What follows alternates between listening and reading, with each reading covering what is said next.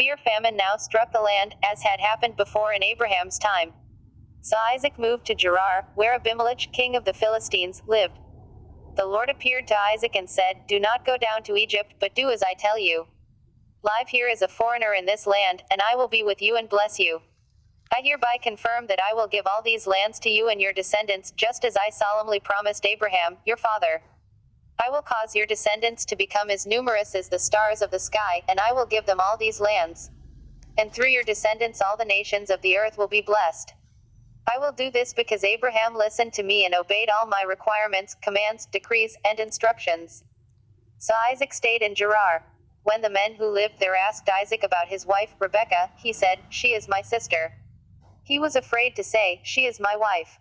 He thought, "They will kill me to get her, because she is so beautiful."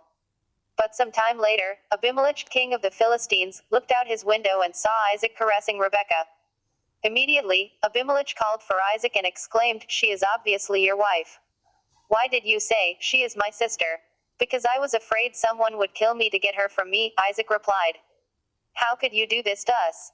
Abimelech exclaimed. "One of my people might easily have taken your wife and slept with her, and you would have made us guilty of great sin." Then Abimelech issued a public proclamation, "Anyone who touches this man or his wife will be put to death." When Isaac planted his crops that year, he harvested 100 times more grain than he planted, for the Lord blessed him. He became a very rich man, and his wealth continued to grow. He acquired so many flocks of sheep and goats, herds of cattle, and servants that the Philistines became jealous of him. So the Philistines filled up all of Isaac's wells with dirt. These were the wells that had been dug by the servants of his father, Abraham. Finally, Abimelech ordered Isaac to leave the country. "Go somewhere else," he said, "for you have become too powerful for us." So Isaac moved away to the Gerar valley, where he set up their tents and settled down. He reopened the wells his father had dug, which the Philistines had filled in after Abraham's death. Isaac also restored the names Abraham had given them. Isaac's servants also dug in the Gerar valley and discovered a well of fresh water. But then the shepherds from Gerar came and claimed the spring.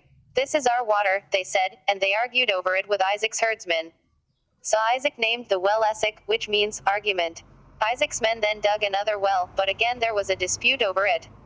So Isaac named it Sidna, which means hostility.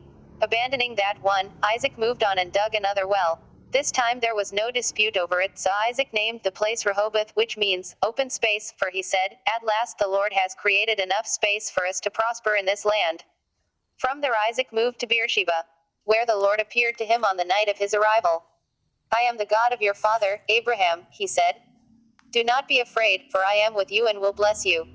I will multiply your descendants, and they will become a great nation. I will do this because of my promise to Abraham, my servant." Then Isaac built an altar there and worshipped the Lord. He set up his camp at that place, and his servants dug another well. One day King Abimelech came from Gerar with his advisor, Ahutzeth, and also Phicol, his army commander. "Why have you come here?"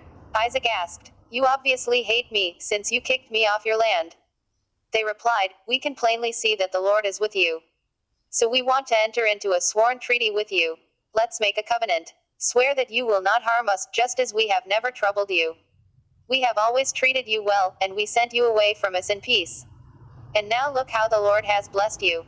So Isaac prepared a covenant feast to celebrate the treaty, and they ate and drank together. Early the next morning, they each took a solemn oath not to interfere with each other. Then Isaac sent them home again, and they left him in peace. That very day Isaac's servants came and told him about a new well they had dug. "We found water," they exclaimed. So Isaac named the well Sheba, which means oath. And to this day the town that grew up there is called Beersheba, which means well of the oath. At the age of 40, Esau married 2 Hittite wives, Judith the daughter of Beeri, and Basemath the daughter of Elon. But Esau's wives made life miserable for Isaac and Rebekah.